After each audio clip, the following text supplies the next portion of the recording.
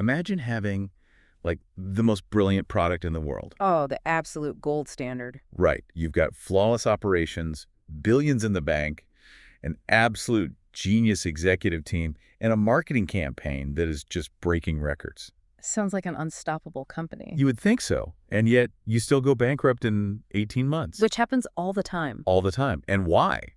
Well, because someone in a government office 5,000 miles away changed a single sentence in a tariff policy. Exactly. Or maybe a demographic shift you completely ignored suddenly aged out your entire target market. Yeah, exactly. So today, we aren't talking about how to run the internal machinery of a business. No, we're looking outside. Right. We are talking about how to survive the chaotic, multifaceted jungle that surrounds it. The external environment. Yep. So if you are an MBA student staring down the barrel of strategic management exams or, a professional trying to actually understand why certain companies thrive while others die, you are in the exact right place. It really is the single most critical realization a strategist can have.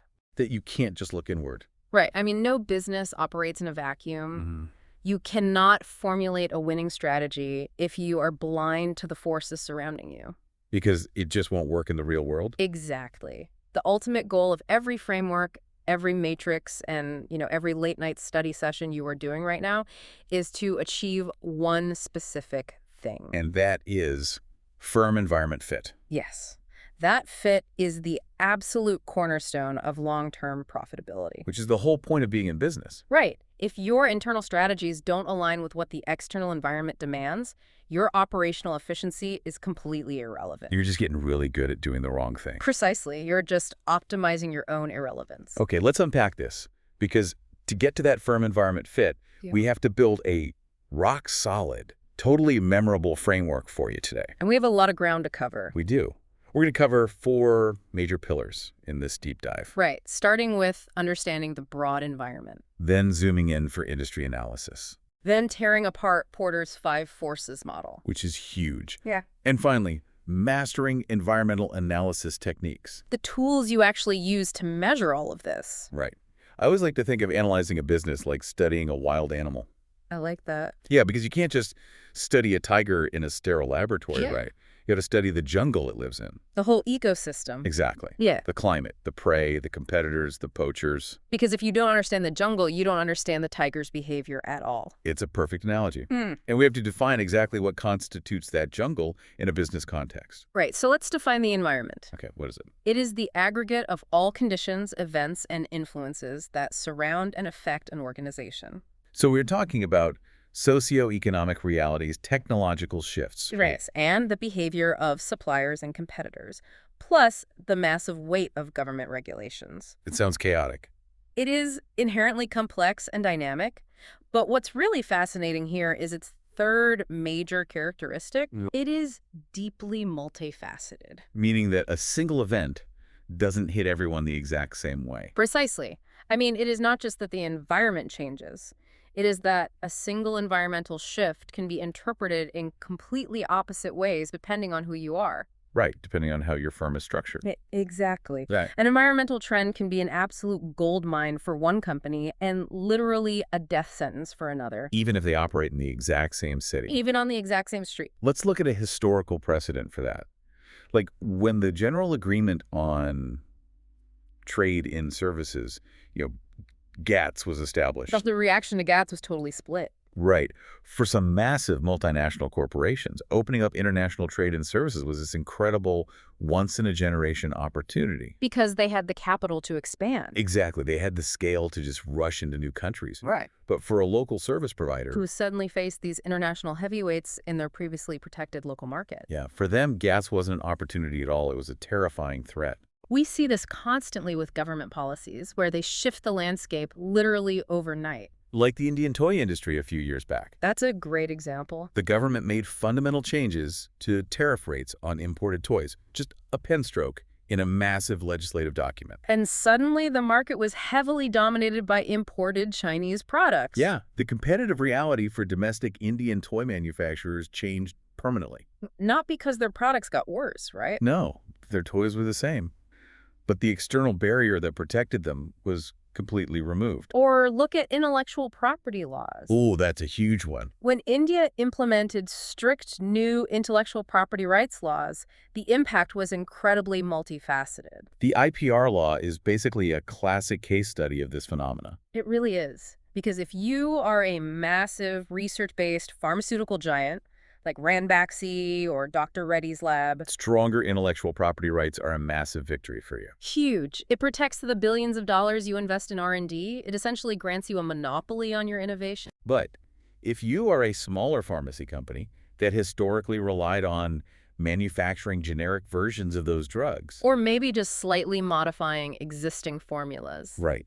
If you do that, that exact same law destroys your entire business model. The environment changed exactly once. The law was the exact same for everyone. But the strategic impact diverged completely based on the specific nature of the firm. Right. It's all about how you relate to the environment. I do want to push back on something here, though, just a little bit. Sure, go ahead. When we talk about macro environmental factors, like interest rate fluctuations, the rate of inflation, or exchange rate variation. It's the big macro stuff. Yeah, right.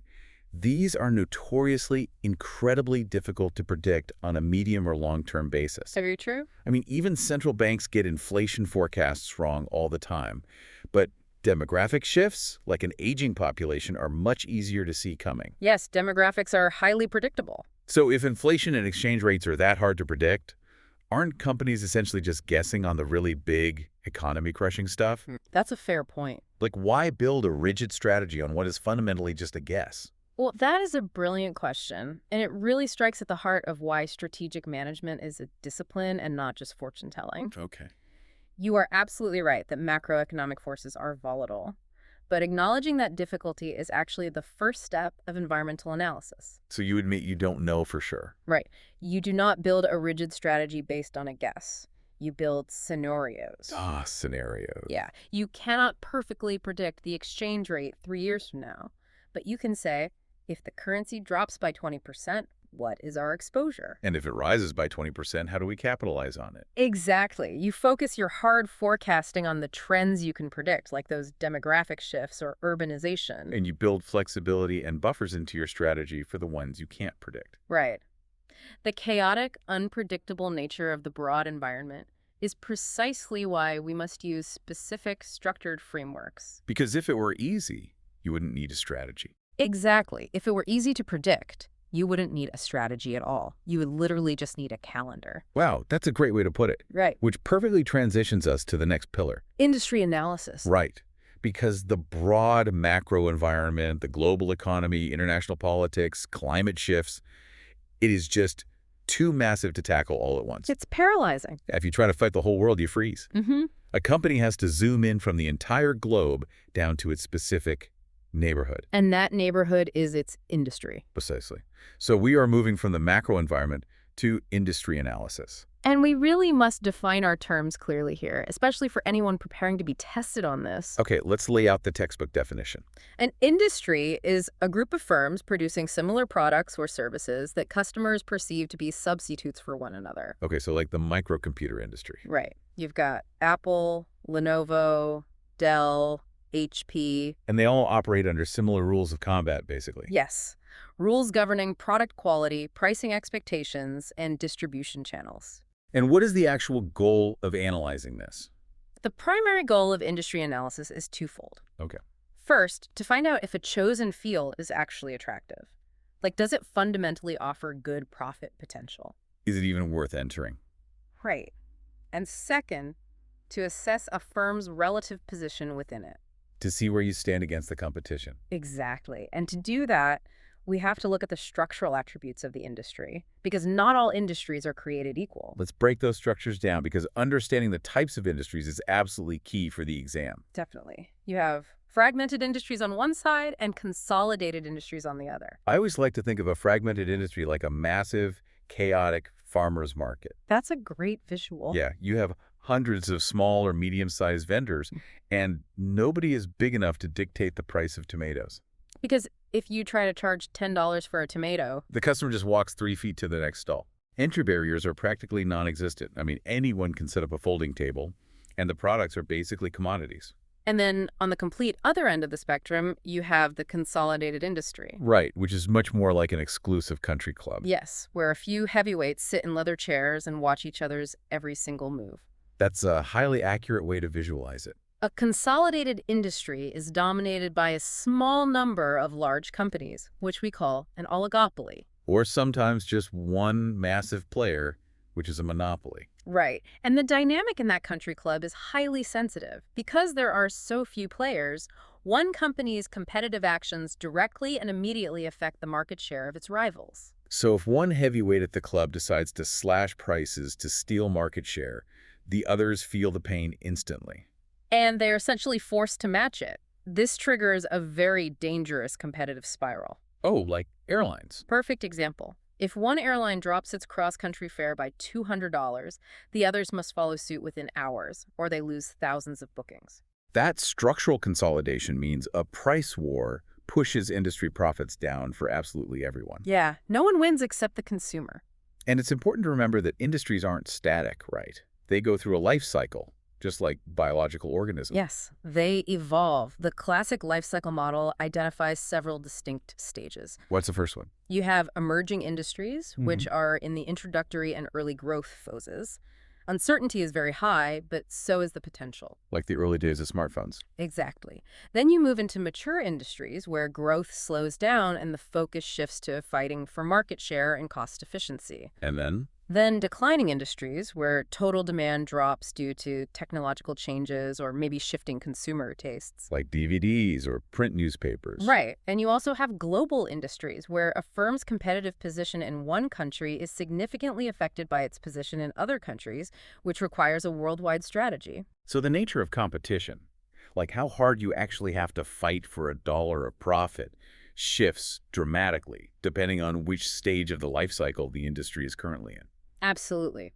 If we connect this to the bigger picture, the entire essence of strategy formulation is coping with competition. And intense competition isn't just bad luck, right? Yeah. It isn't just that the other CEOs are mean. No, not at all.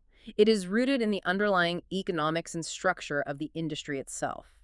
Attributes like concentration, economies of scale, product differentiation, and barriers to entry are what give an industry its distinctive character. Okay, so we zoomed in from the broad macro environment to the industry boundaries. We know what our neighborhood looks like. We do. But once those boundaries are drawn, how do we actually measure the intensity of the combat inside them? That is the million-dollar question. Right. How do we know if our specific country club is a polite gathering of gentlemen or a total bloodbath where everyone is losing money? Well, this brings us to the crown jewel of our deep dive. And the absolute must-know framework for anyone studying business. Porter's 5 forces model. Yes. Let's tear this apart. This is a truly revolutionary framework. It stems from Michael Porter's 1979 work on how competitive forces shape strategy. It completely changed the field of strategic management. It really did, because it reframed how managers looked at their enemies. Because before Porter, managers were defining competition way too narrowly, right? Yes, they were suffering from severe tunnel vision. They thought, hey, I make shoes, therefore I only need to worry about the guy across the street making shoes. Exactly. Porter proved that the competition for profits goes far beyond established industry rivals. Your direct competitor is only one piece of the puzzle. Right. The fight for the profit pool actually includes customers, suppliers, potential entrants, and substitute products. Wow, so it's coming from all sides. What's fascinating here is that the specific configuration of these 5 forces dictates the ultimate profit potential of an industry. It explains why some industries are inherently highly profitable and others are notoriously difficult to make a dime in. It's all about where the power lies. The commercial aircraft market is an incredible example of this. Oh, absolutely. You've got Airbus and Boeing. The rivalry between those two existing competitors is incredibly fierce. I mean, they fight tooth and nail for every single contract. Very true. And the bargaining power of the buyers, the massive airlines like Delta or Emirates purchasing the planes is also astronomically strong. Because when you are buying 50 planes at once, you demand huge discounts. Exactly. But if you look at the other forces, like The threat of new entry. Negligible. Right. You don't just start a commercial aircraft manufacturing company in your garage. You certainly do not. And the threat of substitutes. I mean, you can't really substitute a commercial flight across the Atlantic with a train ride or a Zoom call. No, the technology isn't there. And the power of the parts suppliers is relatively benign compared to the massive scale of Airbus and Boeing. Right. So the strongest competitive forces, the rivalry and the buyer power, are what determine the profitability and dictate the strategic moves in that specific industry. That is the perfect high-level view.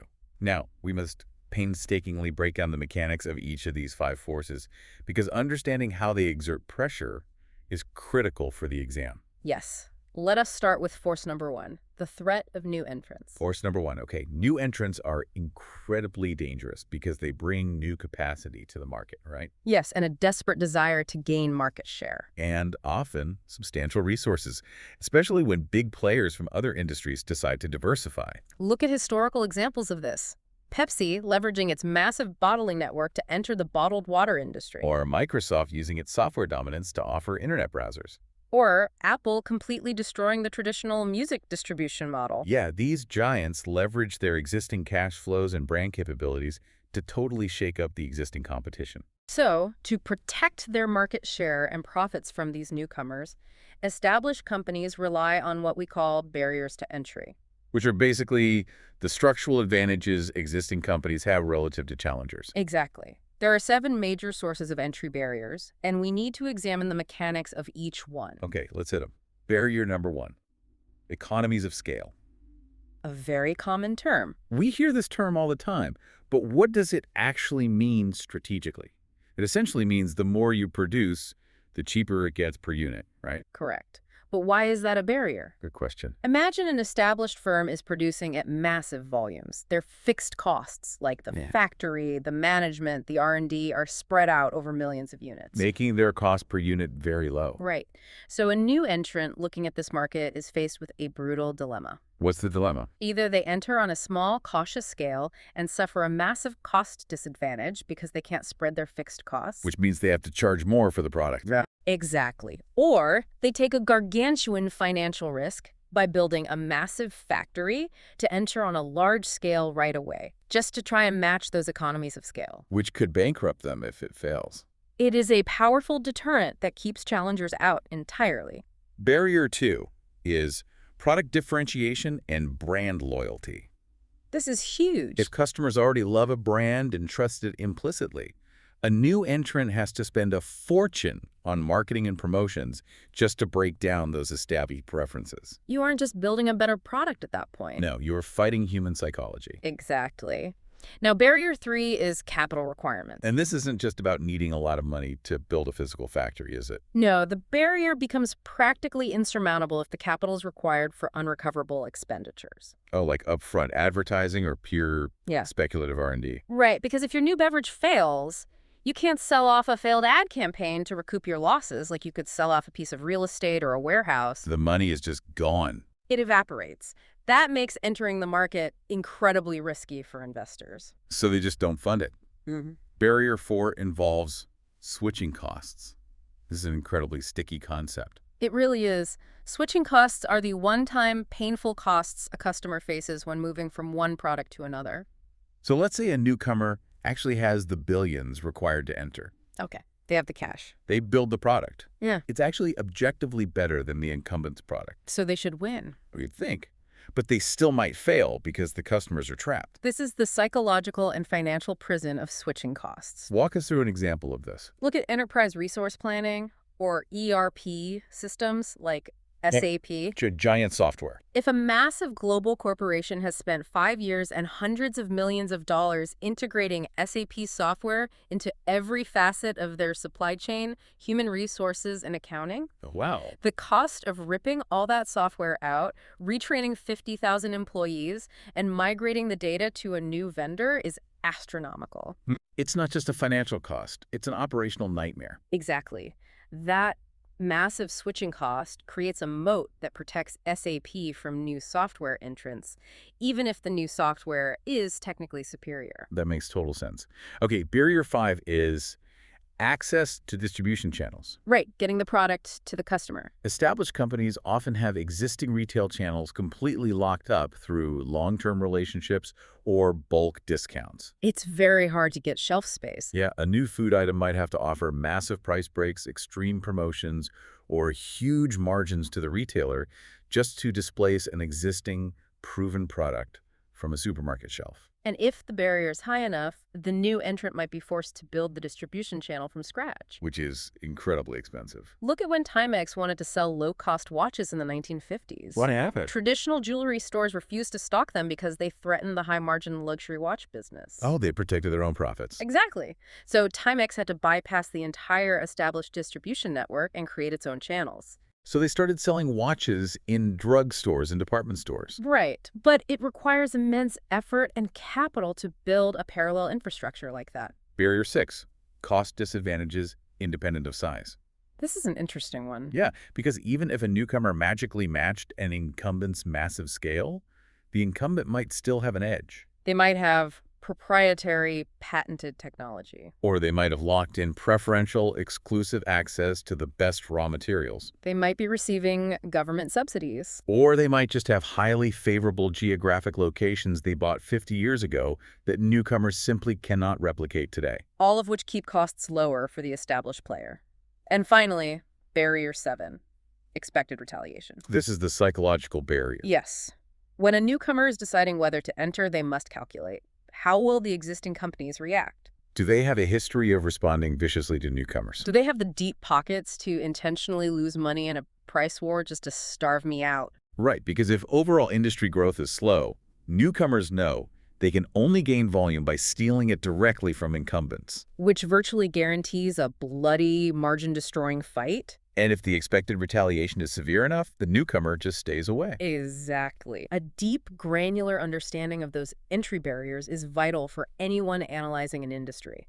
It dictates how secure an industry's profits truly are. But even if new entrants are completely kept at bay by those barriers, we have to look inside the walls. Right, the current players. That brings us to force number 2, the intensity of rivalry among established competitors. This is the internal battlefield. Rivalry basically means competitors are actively using tactics like price discounting, intense advertising campaigns, rapid new product introductions, and better warranties to steal market share from each other. But make no mistake, intense rivalry is terrible for industry profits. Why is that? Because it forces companies to lower prices to win customers and raises costs through marketing and R&D wars. So it's effectively squeezing the profit margin from both ends. Precisely. What actually triggers that kind of intense rivalry? Because sometimes competitors play nice, and sometimes it's mutually assured destruction. There are several structural conditions that make rivalry particularly vicious. First, if there are numerous competitors, or if the competitors are roughly equal in size and power. In those situations, no single firm can dictate the rules. Exactly.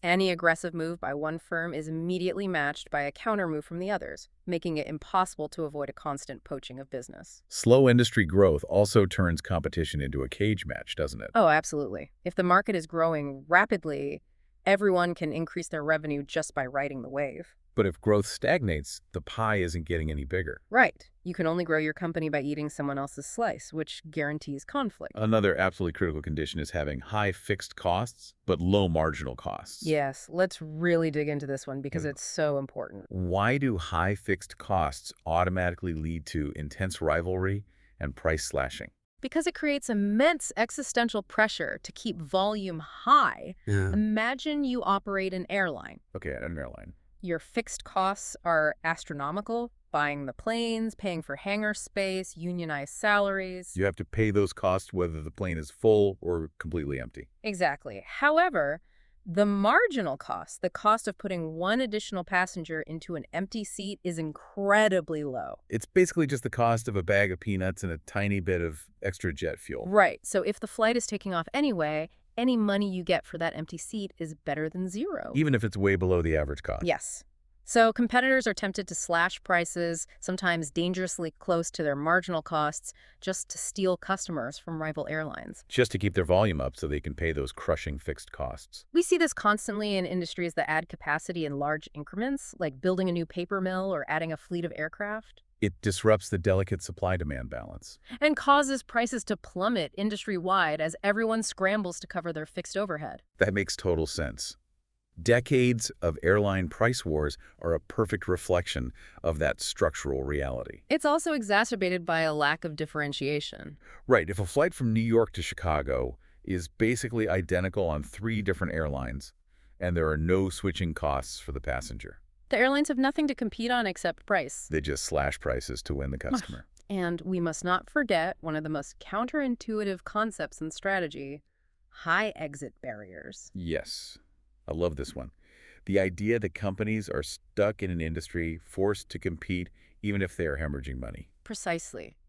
We focus so much on barriers to entry, but exit barriers are just as dangerous to industry profitability. Because they trap the losers. Yes, exit barriers can be economic, strategic, or even deeply emotional factors that keep sick, unprofitable companies competing. Can you give an example of an emotional exit barrier?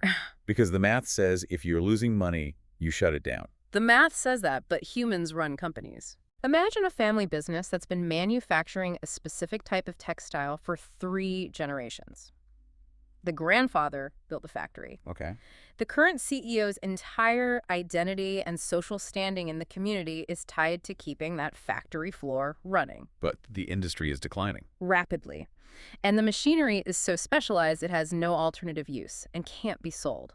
Plus, the severance costs for the workers would be ruinous. So they are trapped. They are completely trapped. So instead of exiting gracefully, they keep operating, bleeding cash. And desperate to survive, they slash their prices to the absolute bone just to generate enough cash flow to make payroll. Exactly.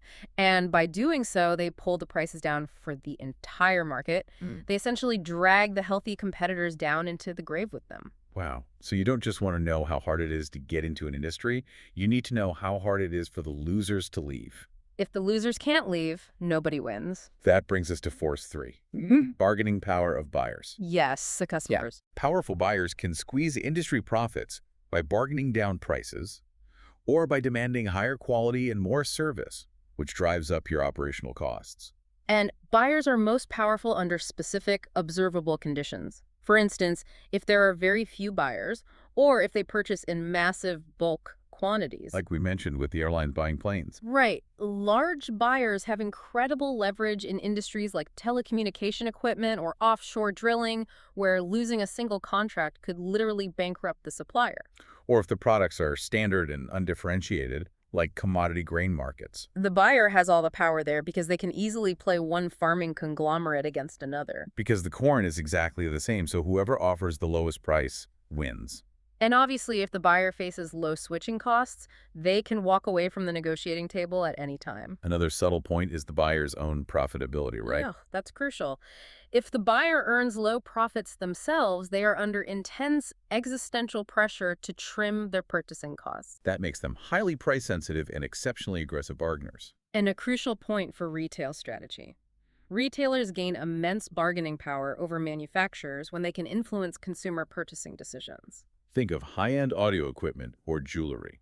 The consumer often relies entirely on the retailer's recommendation in those spaces, giving the retailer huge leverage over the manufacturer to demand higher margins. Flipping the script, Force 4 is the bargaining power of suppliers. These are the companies providing the raw materials, the machinery, the components, or even the specialized labor. Powerful suppliers squeeze industry profits by charging higher prices for their inputs, or by limiting the quality and services they provide. And supplier power is extremely high when the supplier group is dominated by a few large companies, meaning their industry is more concentrated than the industry they sell to. Or, crucially, when the supplier offers a highly differentiated, irreplaceable product. Like patented drugs. Oh, that's a perfect example. If a pharmaceutical company holds a patent on a drug with distinctive, life-saving medical benefits, they have massive, almost unchecked power over hospitals and wholesale drug buyers. Because the hospital can't just go buy a generic version, it's illegal. The supplier holds all the cards, and can essentially dictate the price, extracting all the profit from the transaction. Exactly. Furthermore, we must look at revenue dependency. What does that mean in this context? If the supplier group is not heavily dependent on your specific industry for their revenues, meaning they sell their components to many different diverse industries, they won't hesitate to extract maximum profits from you. But if your industry accounts for 80% of their sales, their fate is tied to yours, and they will likely price reasonably to protect the health of your industry. That's right. And there's this fascinating strategic threat, the threat of forward integration. Oh, I love this one. This means the supplier could just decide to bypass you, enter your industry, and become your direct competitor, right? Yes, which is a massive check on your ability to negotiate. If a manufacturer of specialized coffee beans decides they don't like the prices the coffee shop chains are paying them, and they have the capability to simply open their own branded coffee shops. Integrating forward to the consumer. Right. If they do that, the coffee shop chains have very little leverage in negotiations. The supplier could just cut them out entirely. Okay, that brings us to the fifth and final force, Right. and the one that often blindsides companies, the threat of substitute products. I want to spend time on this because I think it's a tricky concept that really trips people up on exams. It does. A substitute performs the same or a similar function as an industry's product, but it does it differently. The examples are everywhere once you look. High-quality video conferences substituting for corporate business travel. Plastic substituting for aluminum specifically, the automotive industry replacing heavy steel components with advanced plastics, Email completely substituting for physical mail. and the existence of close substitutes places a hard, undeniable ceiling on the prices an industry can charge. Because if the price of traditional landline long-distance telephone service gets too high, people don't just complain. They simply substitute it with internet-based phone services or messaging apps. The better the relative value and performance of the substitute, the worse the profit potential for the established industry. They are constantly capped by the substitute waiting in the wings. Let me ask you to clarify this, just to make sure it's crystal clear for a student taking an exam. Sure. What is the precise definitional difference between a competitor and a substitute? Because people often say things like, Starbucks competes with water. It is a vital distinction, and confusing them leads to disastrous strategic errors. So what's the difference? A competitor operates within the exact same industry boundaries, offering a similar product using a similar business model. So another coffee brand, say, Starbucks versus Peet's or Dunkin', is a competitor. Yes. You are fighting for the coffee drinker's dollar using the same basic product and cost structure. A substitute, however, originates from outside the industry entirely, but serves the same underlying customer need. The need being refreshment or caffeine or just a morning ritual. Exactly. Tea, energy drinks, and soft drinks are not coffee. They belong to entirely different industries with completely different supply chains, raw material costs, and manufacturing processes. But they fulfill the exact same fundamental customer need for a refreshing, caffeinated beverage. If the price of coffee quadruples globally due to a catastrophic bad harvest, consumers won't just look for a cheaper coffee competitor. Because all coffee will be expensive. Right, they will completely switch to the substitute tea or energy drinks. Recognizing substitutes requires a strategist to think abstractly about the function their product performs for the human being using it, not just the physical attributes of the product itself. Wow, that is a huge point. So to summarize the first half of our massive deep dive, we know the broad macro environment is chaotic, unpredictable, and multifaceted. We know we have to zoom in on our specific industry boundaries to understand our neighborhood. Yes. And we know that Porter's five forces new entrants, rivalry, buyers, suppliers, and substitutes dictate the actual mathematical profit potential inside those boundaries. That is the structural reality. But here's the multi-million-dollar question. How do managers actually gather the intelligence needed to figure all this out? That is the operational side of strategy. Right. How do they see the new entrant coming? How do they spot the substitute? That brings us to our final major pillar, the reconnaissance mission. Specifically, the structured techniques of environmental scanning. Scanning is defined as the process of monitoring clients and evaluating trends to identify external opportunities and threats. And we are back to our ultimate goal here. Gathering enough intelligence to adjust the ship and achieve that profitable, firm environment fit. So to understand how this works conceptually, consider an excellent analogy by management thinker Ian Wilson, who compared environmental analysis to the functions of a radar system on a ship. I love the radar analogy. This yields three critical features of effective scanning. What's the first one?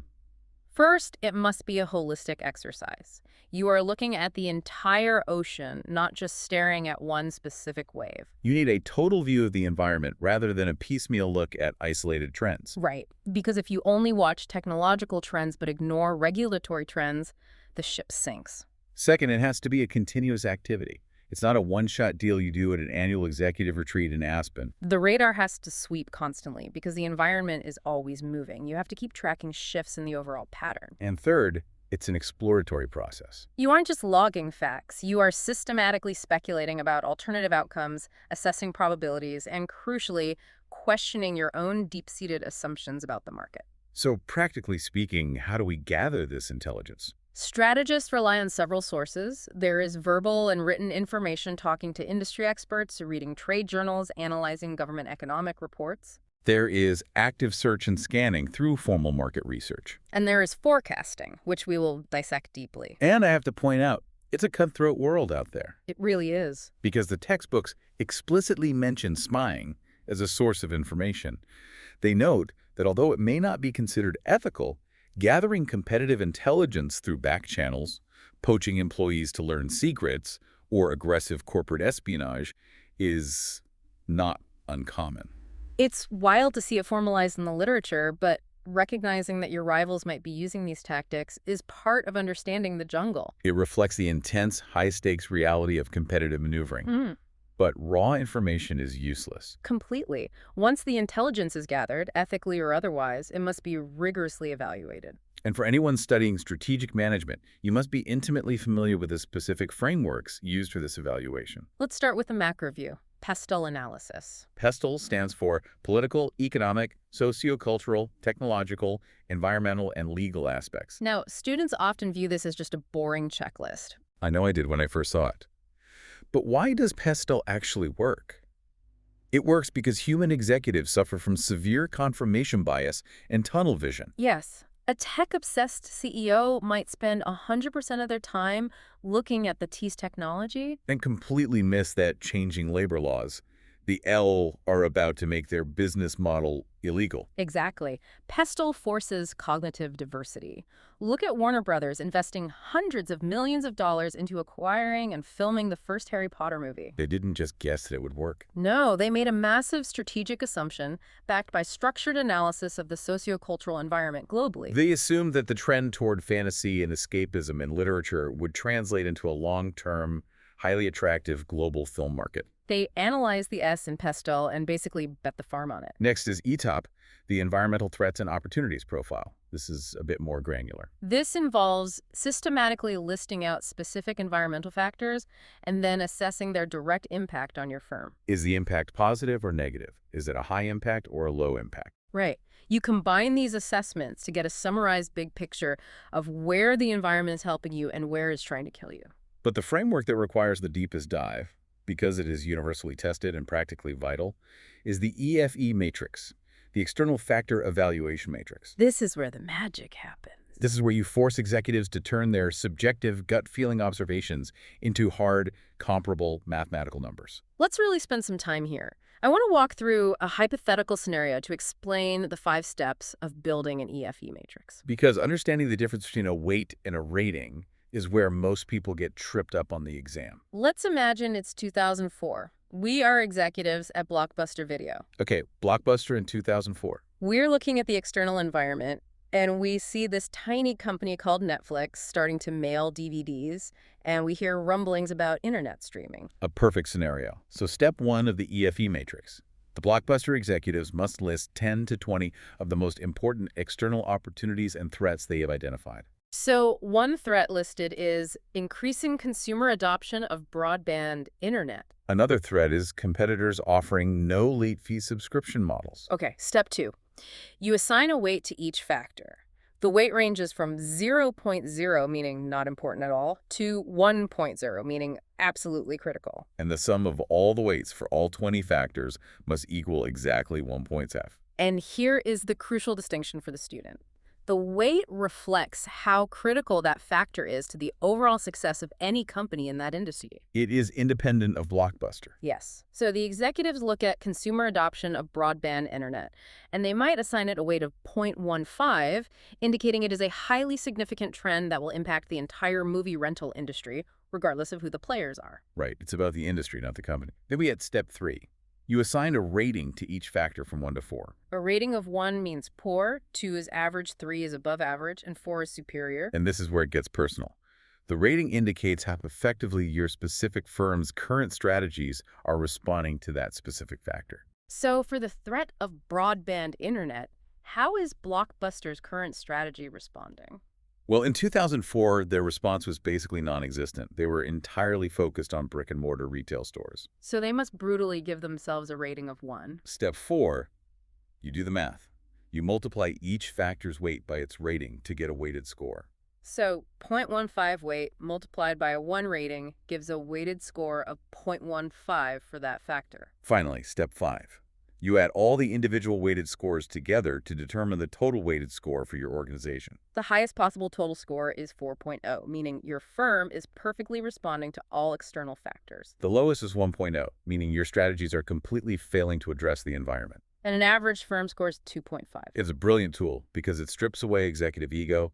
It forces management to quantify their vulnerabilities. A low total score flashes red, proving mathematically that your current strategy is totally failing to meet the reality of the external environment. Alongside the EFE, there are other rapid tools you should know, like Quest, the Quick Environment Scanning Technique. Which is a 4-step process that focuses heavily on scenario building. Rather than just assigning numbers, managers observe broad trends, speculate on a wide range of issues, and prepare a report with 2 or 3 radically different future scenarios. Strategists then review these narratives to identify which options would allow the firm to survive in all of them.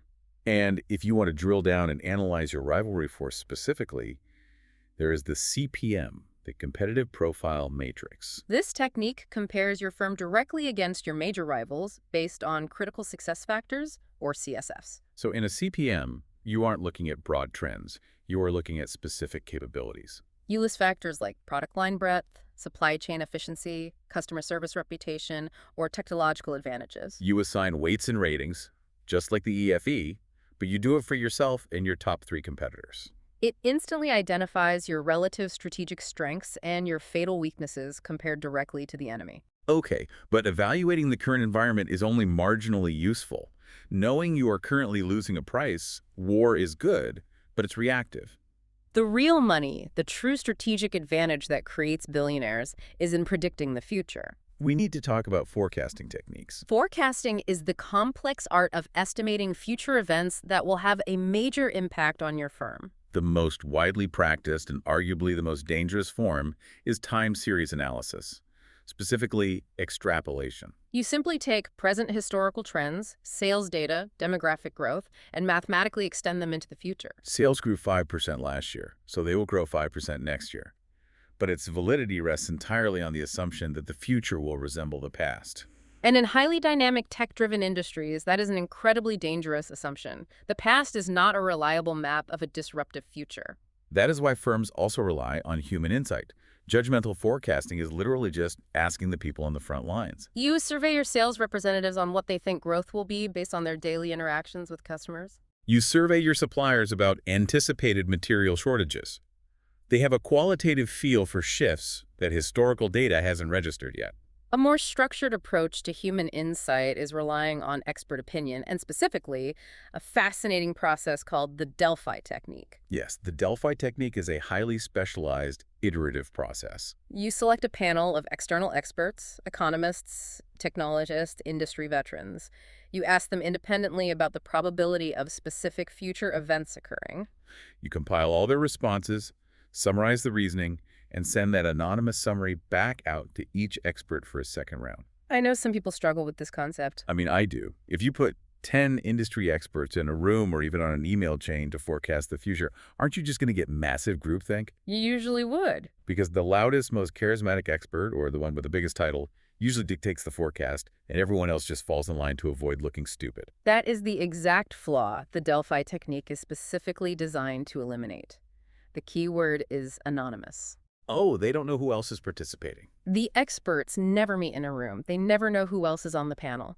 When they receive the summary of round one, they see the aggregate data and the opposing arguments without the bias of personality or status. So seeing strong, anonymous counter-arguments forces them to reevaluate their initial opinions. Exactly. You repeat this blind, iterative process of questioning and summarizing round after round until the group naturally converges on a consensus forecast. It extracts the wisdom of the crowd while neutralizing the ego and groupthink. That makes perfect sense. It isolates the logic from the human flaw.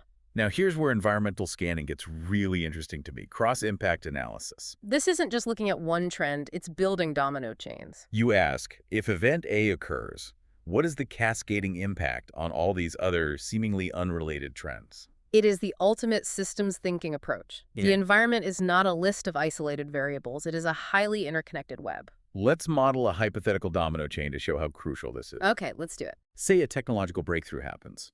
AI drastically automates basic coding. That's event A. Cross-impact analysis asks, what falls next? Well, if coding is automated, entry-level tech salaries drop. And if tech salaries drop significantly, the insanely high real estate market in San Francisco crashes. If real estate crashes, local retail businesses and luxury services that relied on wealthy tech workers go bankrupt. So a real estate developer using cross-impact analysis might look at AI software trends to decide whether to build a luxury apartment building in Silicon Valley. Precisely. You are modeling the cascaded, secondary, and tertiary effects of environmental shifts. It allows a strategist to see a threat coming from 3 industries away. Beyond that, firms also utilize statistical modeling, which uses complex equations like multiple regression analysis to find causal links between variables. Though it is still constrained by historical data. There's also brainstorming, which sounds simple, but formally it's a group of 6 to 10 people proposing ideas to solve a future problem with one absolute rule. 0 criticism allowed during the generation phase. Right. The goal is sheer volume of creative ideas to build consensus later. And finally, demand hazard forecasting, where you identify major specific events that could severely affect the firm, like a political revolution or a natural disaster. And you rate their probability based on how they converge with broader societal trends. If we synthesize this immense amount of material for the MBA student preparing for an exam, or the manager building a strategic plan, the narrative arc is incredibly clear. Strategy is not created in a vacuum. First, you must constantly and holistically scan the broad, complex external environment using structured tools like Pestle and advanced forecasting techniques like the Delphi method and cross-impact analysis. You then filter those broad macro trends down to understand how they impact the specific structural boundaries of your chosen industry. You quantify exactly how well your internal capabilities match those external realities using an EFE matrix or a CPM. Exactly. Then you map that gathered intelligence directly onto Porter's 5 forces. Analyzing the threat of entrance, the intensity of rivalry, the power of buyers and suppliers, and the looming threat of substitutes. This allows you to accurately gauge the true underlying profit potential of your arena. Finally, armed with this complete view of the jungle, you adjust your internal strategies to navigate those specific forces. Thereby achieving the ultimate goal, a sustainable, profitable, firm environment fit. That is the complete roadmap, from the macro clouds down to the dirt of industry rivalry. But before we sign off, I want to leave you with a final, provocative thought to mull over for your exams or your future business strategy. We've spent an hour talking about defining industry boundaries and analyzing direct competitors. But the advent of the internet, and now artificial intelligence, has completely changed the physics of business. It has made defining those industry boundaries incredibly fluid and challenging. Exactly. We talked about substitutes and new entrants being restricted by barriers like capital and distribution. But if digital boundaries are totally blurring, and a tech giant like Apple or Amazon can suddenly jump into music, then software, then Hollywood production, then healthcare, and then automotive manufacturing. With near infinite resources and zero regard for traditional barriers to entry. Does the traditional clean-cut idea of a direct competitor even exist anymore? Or is every company on Earth now fighting a constant multi-front war against invisible, digitally enabled substitutes that they can't even see coming on their radar? It forces us to ask if frameworks built in 1979 can fully capture the hyper-connected reality of today. It requires modern strategists to be more vigilant, more adaptable, and more paranoid than ever before. something to keep you awake at night as you review your strategy frameworks. Thank you for joining us on this massive deep dive. Best of luck on your exams, and good luck navigating the jungle. We'll catch you next time.